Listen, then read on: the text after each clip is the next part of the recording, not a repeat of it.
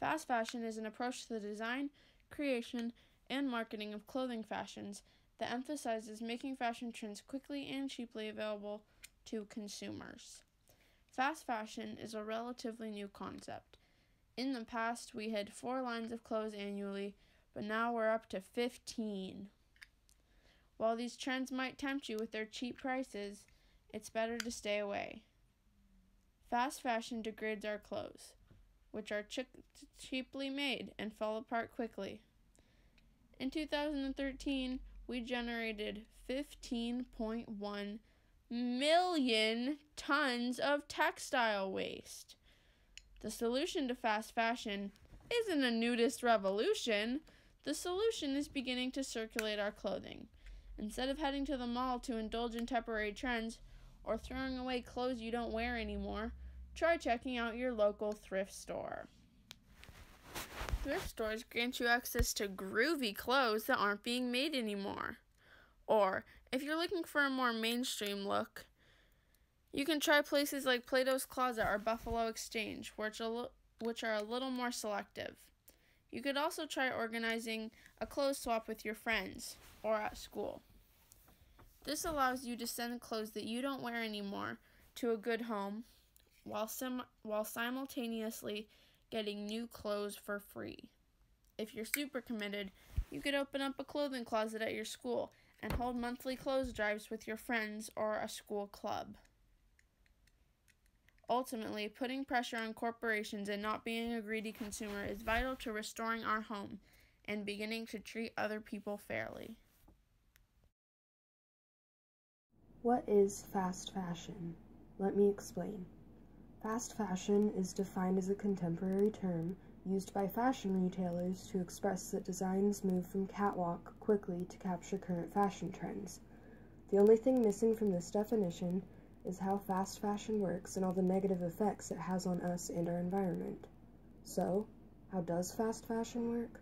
Well, because the demand for quick, relevant fashion is so high in some countries, industrial textile factories in other countries mass-produce cheap, fast-made clothing and receive cheap wages. After the clothing articles are sent to the country and store they will be sold in, they are quickly being put into stock to be sold cheaply because of how they were made. This turns into a cycle where popular fast fashion companies can get new styles of clothing nearly each week instead of every season. These clothing articles will typically get discarded after 2 to 3 wears because new styles are constantly available.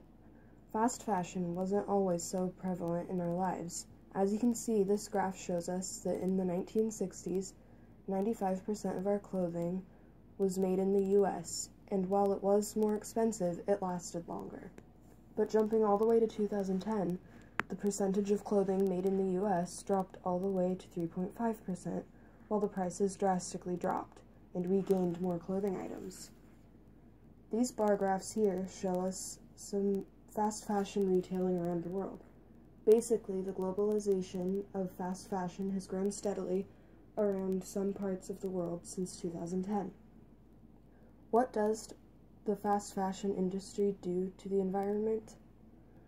The clothing industry releases 2.1 million tons of carbon dioxide, which is 10% of all carbon pollution. Many of the clothing articles we discard of end up in landfills, 50% of which is not biodegradable.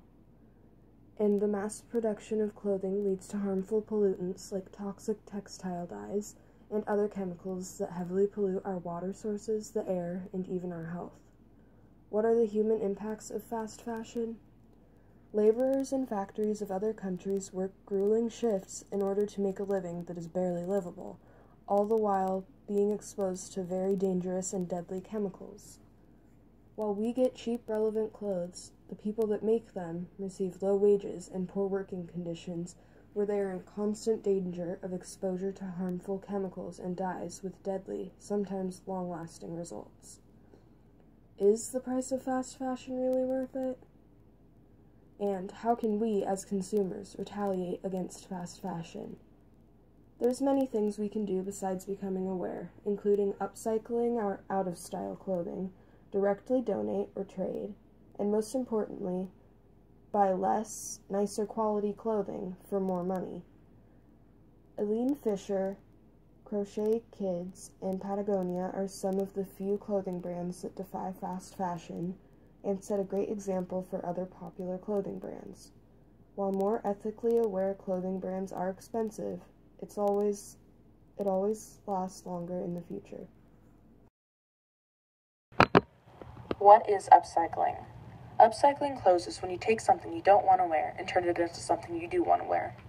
Once you've convinced yourself that you can do it, go out and get ideas. Pinterest, Google Images, and YouTube can be good ways to find inspiration.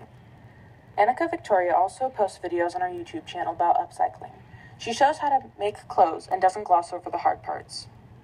Bleach can be used to create patterns. Stencils can also be used, but be careful not to get it where you don't want it. Paint is a nice way to show creativity, and the design options are endless. If painting isn't your style, maybe tearing up shirts is. This is a quick way to change a simple shirt into something unique. How do you patch jeans? Jeans can be patched in many ways, but they all work the same way for the most part. The material you're going to patch the jeans with goes under or over the jeans, then you stitch it down. What do I need to hem clothes? You need two things to make a hem: thread and a needle.